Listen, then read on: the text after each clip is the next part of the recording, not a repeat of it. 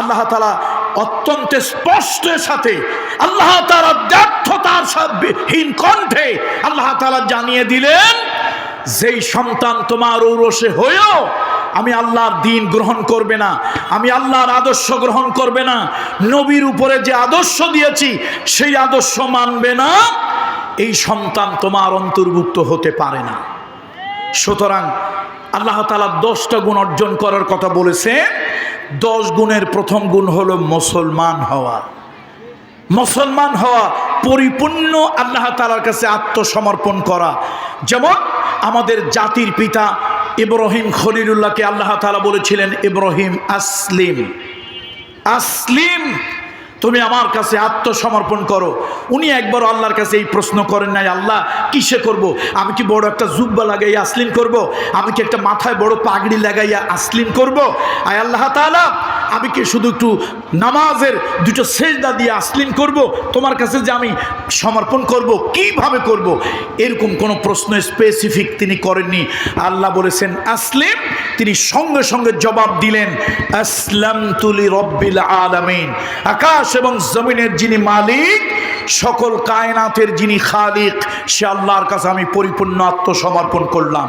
ও মুসলমান, আল্লাহর কাছে আপনাকে পরিপূর্ণ আত্মসমর্পণ করতে হবে। দদিল বান্দা কলমাসর, না পায় শ্মশান না পায় গোর। এদিকেও কিছু থাকবেন, ওদিকেও কিছু থাকবেন, কিছু হিন্দু কিছু মুসলমান, কিছু বৌদ্ধ কিছু মুসলমান, কিছু খ্রিস্টান কিছু মুসলমান, কিছু হরে কৃষ্ণ আবার কিছু আল্লাহ।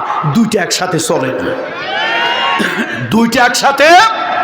ওই যে আমাদের এক পার্লামেন্টের মেম্বার সাহেব বলেছিলেন, আমি কোনো রাজনৈতিকভাবে বলছি না, শ্রদ্ধা রেখেই পার্লামেন্টের সদস্যকে শ্রদ্ধা রেখেই বলেছি, দেখেন কেমন লোক যে স্বীকার করে মানুষ বাটপারি বাটপারি করে তো করে, চুরি তো চুরি, আবার সিনা চুরি, বাটপারি তো বাটপারি। জাতির একটা সংসদে দাঁড়িয়ে বলছে, আমার বৌমা হিন্দু, আমার ছেলে মুসলমান, আমার কাছে আসলে নামাজ পড়ে, শ্বশুর বাড়ি গেলে পূজা করে।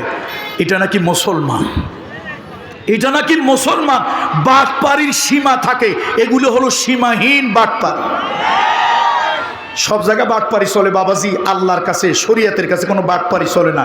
আপনি হিন্দু হন অসুবিধা নাই, আপনি বৌদ্ধ হন অসুবিধা নাই, খ্রিস্টান হন অসুবিধা নাই, এটা আপনার ব্যাপার। আল্লাহ তাআলা তার নবীকে বলেছেন ডাইরেক্ট, মুহাম্মদ রাসূলুল্লাহ সাল্লাল্লাহু আলাইহি ওয়াসাল্লামকে বলেছেন, হে নবী, লাস্তা আলাইহিম বিমুসাইতির, লাস্তা আলাইহিম বিমুসাইতির, হে নবী, আপনাকে আমি দারোগা বানাই নাই, জোর করে কারো বুকে পাড়া দিয়া গলায় পাড়া দিয়া মুসলমান বানাইতে হবে এরকম কোনো দায়িত্ব দিয়ে নবীকে আল্লাহ তাআলা পাঠান নাই। লাকুম দীনুকুম ওয়ালিয়া দিন, তোমার দিন তোমার কাছে, আমার দিন আমার কাছে। তোমার মনে চায় ইসলাম গ্রহণ করো, মনে চায় তুমি মুসলমান হও, ইচ্ছা হয় বৌদ্ধ হও, ইচ্ছা হয় খ্রিস্টান হও, যা ইচ্ছা তাই হও, তুমি মুলহিদ হও, মুনাফিক হও, তুমি নাস্তিক হও, কোনো সমস্যা নেই, এটা তোমার ব্যাপার। ইসলাম কারো উপরে জবরদস্তি করে না। তবে মুসলমান সাইনবোর্ড লাগাইয়া মুনাফিক করবে, হিপোক্রেসি করবে, ভণ্ডামি করবে, প্রতারণা করবে, ইসলাম শরীয়ত ওইটা বৈধ করে না। এরকম মুনাফিকদেরকে ইসলাম চরম শাস্তির মুখোমুখি করেছে। এগুলোকে বলে হিপোক্রেসি, মুনাফিক। তাহলে কয় গুণ অর্জন করতে হবে? কয় গুণ? 10 গুণের প্রথম হলো কি হইতে হবে? এই মা বোনরা যারা আছেন, আমি আগেই বলেছি, উম্মে সালামা রাদিয়াল্লাহু তাআলা আনহা আল্লাহ নবীর কাছে অভিযোগ করেছে যে কোরআন শুধু পুরুষের কথা বলে, মহিলার কথা বলে না। আল্লাহ তাআলা সাথে সাথে আয়াত অবতীর্ণ করলেন, পুরুষ আর নারী সমানে, উভয়ের জন্যই আল্লাহ তাআলা কথা বলেছেন। সুতরাং 10 গুণ পুরুষের, 10 গুণ নারীর। ইন্নাল মুসলিমিনা ওয়াল মুসলিমাত, নিশ্চয় আত্মসমর্পণকারী পুরুষ, আত্মসমর্পণকারিণী নারী। নারীদেরও মুসলমান হতে হবে, পুরুষদেরও মুসলমান হতে হবে। এবার আল্লাহ তাআলা বললেন 2 নম্বরে হলো মুমিন হওয়া। ওয়াল মুমিনিনা ওয়াল মুমিনাত, পুরুষ ইমানদার হবে, নারী ইমানদার হবে। শুধু মুসলমান হয়ে হাত পাও কোলে করে বসে থাকলেই চলবে না, মুমিন হওয়া লাগবে, ইমানদার হওয়া লাগবে।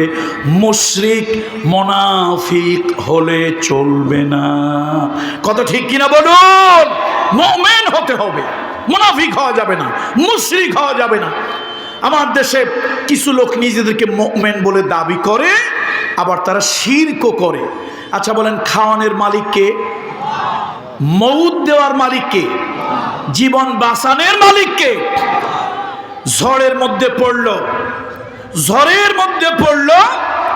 আর সে ঝড়ের মধ্যে পড়ে তার বাবাকে স্মরণ করলো, বাবা আমাকে তুমি বাঁচাও।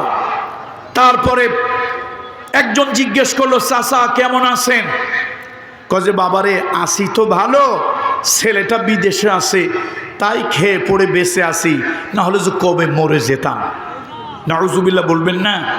আচ্ছা, যার ছেলে বিদেশে নাই আল্লাহ তাআলা তাকে কি বাঁচায় না? একজন জিজ্ঞেস করলো, মামা আসসালামু আলাইকুম, কেমন আছেন?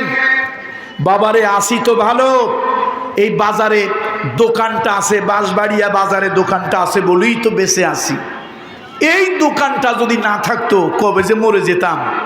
নাউজুবিল্লাহ বলবেন না? আচ্ছা, দোকানে কি বাঁচায়? আমি আমার মা এবং বোনদেরকে বলি, আপনাদেরকেও বলি, পাখির বাসায় কোনো জমা করার জন্য কোনো গোলা নাই। পাখির বাসায় এই দুনিয়ার যত পশু পাখি সারা রাত বাসার মধ্যে থাকে, সকাল বেলায় খালি পেটে বের হয়ে যায়। আল্লাহ তাআলা তার রিজকের মালিক। ওয়ামা মিন দাব্বাতিন ফিল আরদি ইল্লা আলাল্লাহি রিজকুহা। সকাল বেলায় যত পশু পাখি আছে সকাল বেলায় বাসা থেকে বের হয়ে যায়, সারাদিন আল্লাহ তাআলা তাকে খাওয়ায়, পেট ভরাইয়া সন্ধ্যাবেলায় আবার তার বাসায় ফিরাইয়া দেয়। একটা পশু পাখি, সামান্য একটা পাখিকেও আল্লাহ তাআলা খাওয়ায়, আর তুমি বলো তোমার দোকান তোমাকে খাওয়ায়। তুমি দাবি করতেছো মুমিন, আসলে তুমি একটা মুশরিক। তুমি আল্লাহর সাথে দোকানকে শিরক করতেছো। তোমার ছেলে নাই, তুমি কবরের কাছে, মাজারের কাছে গিয়ে বলতেছো, বাবা একটা ছেলে দাও। যশোরের মহিলারা কেমন আমি জানি না, যশোরের মহিলারা কিরকম আমি জানি না, তবে আমাদের এলাকার মহিলারা ভয়ঙ্কর। জটলা আর চটলা পীর দেখলে তারা অস্থির হয়ে যায়। যদি কোনো পীরের জট থাকে আর গায়ে সালার চট থাকে, মহিলারা মনে মনে ভাবে নিশ্চয় ভিতরে কিছু আছে। তারা মনে করে জটের মধ্যেই নাকি সব বুজুর্গি। আচ্ছা, আমার প্রশ্ন হলো, জট যদি বুজুর্গ হয় তো মুহাম্মদ রাসূলুল্লাহ থেকে বড় বুজুর্গ পৃথিবীতে কেউ আছে? পৃথিবীতে কেউ ছিল? তো নবীজির মাথায় কয়টা জট ছিল বলেন তো? ছিল? জবাব দেন। আচ্ছা, নবীর পরে দুনিয়ার শ্রেষ্ঠ মানুষকে? আবু বকর সিদ্দিক রাদিয়াল্লাহু তাআলা আনহু। আবু বকর সিদ্দিক রাদিয়াল্লাহু তাআলা আনহু মাথার মধ্যে কোনো জট ছিল? ছিল না। তাহলে আমি আজকের মা বোনেরা যারা এসেছেন, আমি মায়েদেরকে বলবো, বোনেদেরকে বলবো, মা কোনো জটওয়ালা পীর, কোনো চটওয়ালা পীর, তার কাছে আপনার ভাগ্য পরিবর্তনের কথা বলবেন না। দুনিয়ার যত বড় পীরের মাজার হোক, সন্তান না থাকলে কোনো পীরের মাজারে গিয়ে সন্তান চাইবেন না। এটা ঈমানের পরিপন্থী, এর নাম শিরক। এটা কিসের পরিপন্থী বলেন সবাই? কিসের পরিপন্থী? ঈমানের পরিপন্থী। বলেন এই কাজটা কিসের পরিপন্থী? ঈমানের পরিপন্থী। ঈমানের দাবি হলো কার কাছে চাইব? ইব্রাহিম খলিলুল্লাহর সন্তান হয় না, ইব্রাহিম খলিলুল্লাহর সন্তান হয় না। দুটো বিবাহ করেছেন। প্রথম বিবি হলো বিবি সায়রা, বিবি সারা। দ্বিতীয় হলো বিবি হাজেরা। দুটো বিয়ে করেছেন, বাচ্চা কাচ্চা হয় না। ইব্রাহিম খলিলুল্লাহ কোন মাজারে চাইলেন? কোন পীরের কাছে চাইলেন? কোন তাবিজ পড়লেন? কোন কবিরাজের কাছে গেলেন? কোন ওঝাকি দিয়া ঝাড়ফুঁক করালেন? বরং তিনি যা করলেন আমাদেরও তাই করা উচিত। তিনি আরশের মালিকের কাছে বললেন, রব্বি হাবলি মিনাস সলিহিন, রব্বি হাবলি মিনাস সলিহিন। ও আরশের মালিক, ও আরশের মালিক, দুটো বিয়ে করলাম এবং আমার বয়স অনেক হয়ে গেছে, আমার কোনো বাচ্চা কাচ্চা হয় না।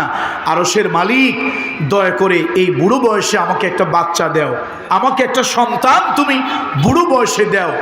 আল্লাহ তাআলা খুশি হয়ে গেলেন, আমার কাছে চেয়েছে। আল্লাহ তাআলা সন্তান দেওয়ার আগেই শুভ সংবাদ ইব্রাহিম খলিলুল্লাহকে জানিয়ে দিলেন, ফাবাশশারনাহু বিগুলামিন হালিম, আমি তাকে একটা ধৈর্যশীল নেককার সন্তানের শুভ সংবাদ দিয়ে দিলাম। পর্দা আড়ালের মায়েদেরকে বলি, মা গো, ও পর্দা আড়ালের মহিলারা, বাইতুল মুকাদ্দাস মসজিদের একজন ইমাম, তার নাম হলো হযরত ইমরান। ওই ইমরানের স্ত্রীর নাম হলো হান্না বিনতে ফাখুস। ও আমার মা, ও আমার বোন, এই মহিলার বাচ্চা হয় না, সন্তান হয় না। একদিন তিনি লক্ষ্য করে দেখতেছেন পাখি তার বাচ্চাকে আধার খাওয়াচ্ছে। সারাদিন পাখিতে খাবার খায়, ওই খাবারটা তার স্টমাকে গেলে প্রচণ্ড হিট হয়, গরম হয়। সমস্ত খাবার দুধের মতো সাদা সাদা পাতলা পাতলা হয়ে যায়। পাখির বাচ্চা হা করে, মা বমি করে উদগীরণ করে, ওই বাচ্চার গলার মধ্যে সেই দুধগুলো ঢেলে দেয়। হান্না বিনতে ফাকুস যখন দেখলেন তার চোখের সামনে পাখি তার বাচ্চাকে আদার খাওয়াইতেছে, তিনি আকাশের দিকে তাকালেন। আকাশের দিকে তাকাই একটা দীর্ঘ নিঃশ্বাস ছাড়লেন আর বলেন, আল্লাহ, একটা পাখি মা হলো, নিজের বাচ্চাকে আদর করে নিজে খাওয়ালো, কিন্তু আমি একজন নারী, মা হতে পারলাম না, নিজের সন্তানরে আদর করতে পারলাম না, নিজের সন্তানের মুখে মা ডাক শুনতে পারলাম না।